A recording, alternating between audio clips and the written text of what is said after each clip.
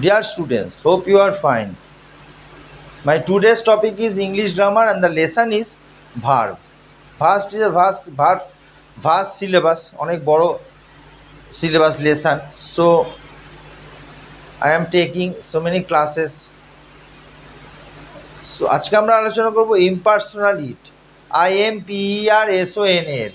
impersonal it যখন কোনো ভার্বের সাবজেক্ট হয়।